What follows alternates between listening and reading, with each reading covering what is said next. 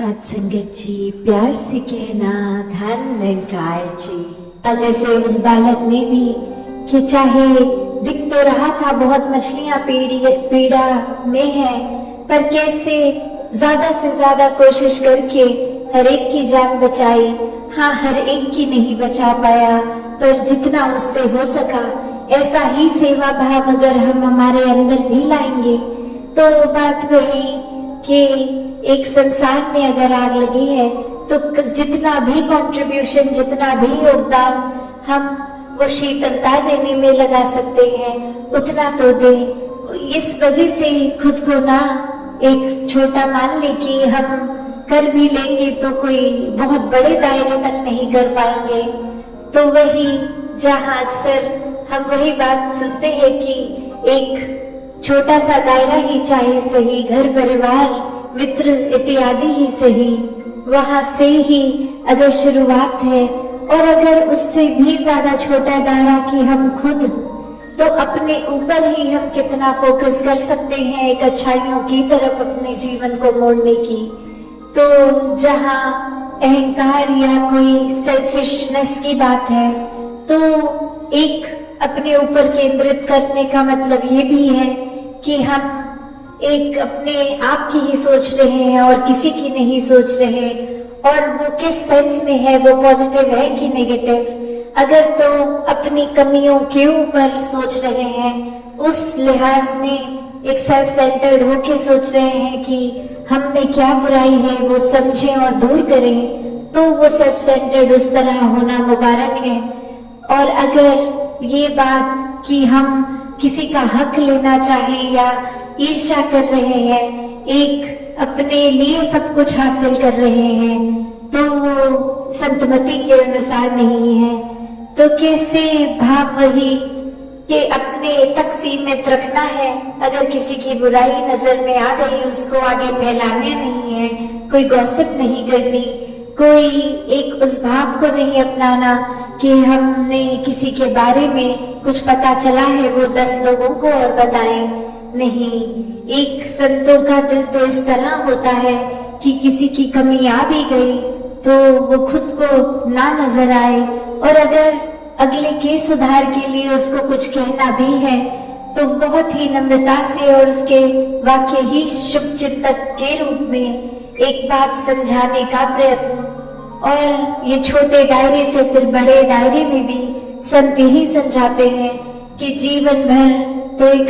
अच्छे मनुष्य बनकर रहना, संतमति अपना के मानवीय गुणों को अपनाकर जीवन बहुत ही सरलता से जिया जा सकता है। पर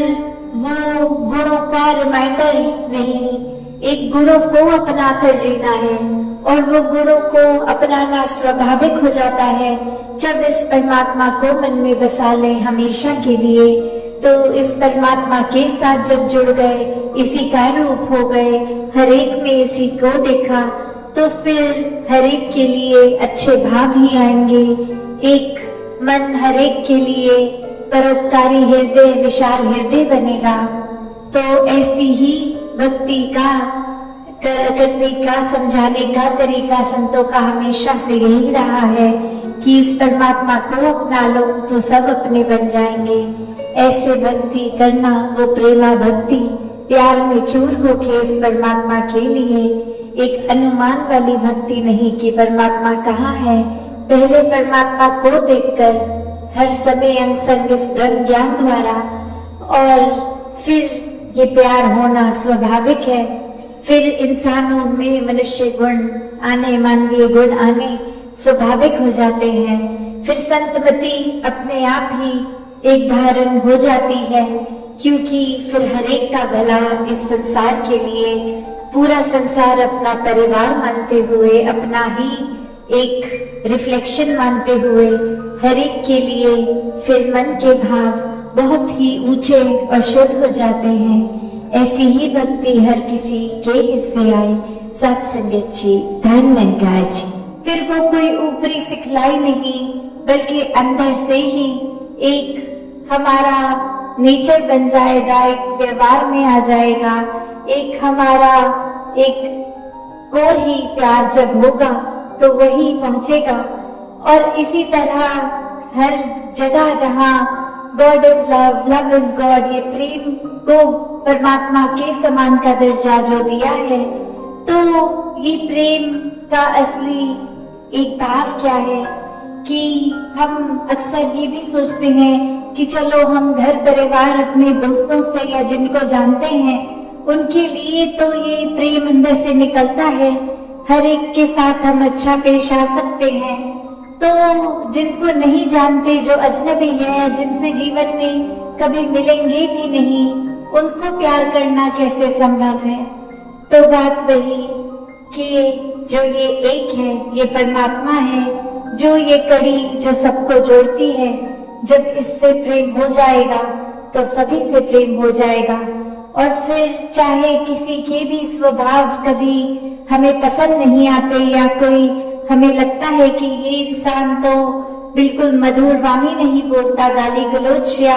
एक ऐसे कठोर शब्द बहुत से बात करके दिलों को भी दुखाता है, फिर ऐसे इंसान से कैसे प्यार हो। तो बात वही कि एक इंसान को अगर हम इसमें परमात्मा का रूप देखेंगे तो वो क्षमा मांगने की भी बात उसके लिए कि परमात्मा इसको बख्शो, इस इंसान में थोड़ी सोची डाल दो कि व्यवहार सुधर जाए, मन बदल जाए और जुबान से भी ये मीठी बातें ही बोले, और साथ ही फिर अपना भी प्रयत्न रहे कि वो इंसान के जीवन में क्या ऐसा बात, कौन सी ऐसी बात है जिसके वजह से वो परेशानी इतनी आ गई कि स्वभाव और बोल में भी है, तो हम ऐसा क्या योगदान कर सकते हैं जिससे हर किसी को एक कंफर्ट मिले, एक आराम मिले, एक जीवन उनका और बेहतर हो सके। तो यही जो संतों की बात होती है कि हर संत हृदय नवनीत समान, कि जितना इस परमात्मा के गुणों से अपने आप को मिलाएंगे उतना ही ये रूहानियत भी जीवन में घुसेगी और ये इंसान सिर्फ फिर एक काया रूप नहीं, एक इंसानियत वाकई ही असली इंसानियत होगी जब ये परमात्मा जीवन में आता है, क्योंकि ये तो हर समय ही मौजूद है, सिर्फ फर्क वही कि हम कब इससे जुड़े हैं। ये संसारिक रूप की माया तो हर समय अपने अलग अलग रंग दिखाती है, तो कब कब एक मन वाक्य ही इस परमात्मा से जुड़ा है, तो एक जीवन में परिस्थितियां अलग अलग भी आ जाती हैं, एक अपने मन के भी हमारे ऐसे खेल हो जाते हैं कि कभी तो ये मन बहुत ही शांत होता है, कभी इतनी उथल पुथल होती है, कभी मन में एक भाव एक विपरीत दिशा वाले आ जाते हैं और कभी कैसे विनम्र भी हो जाता है दिल। तो कैसे इस दिल को हर समय के लिए सहज रखे, पावन रखें, इस परमात्मा के सहारे से ही ऐसा हो सकता है कि हर समय एक रस ये मन भी हो जाएगा, फिर ये एक लहर जैसी एक उछाल इस मन में नहीं आएगी, एक सहजता रूप, एक मन में जितना ज्यादा परमात्मा को बिठाएंगे उतना ही ये फिर मन भी पावन होगा। तो एक मन की जहाँ बात है वहाँ एक चरित्र भी उसमें आता है, सोच भी उसमें आती है, एक हमारे भाव जो एक हमारे जीवन में हम प्रदर्शित करते हैं वो भी फिर यही कि अगर अहंकार है या मन में किसी से मनमुटाव है, कुछ भी उस रूप के एक तरंगे उठ रही हैं, तो उसको भी फिर इसी परमात्मा के एक ज्ञान से ही शांत किया जा सकता है। क्योंकि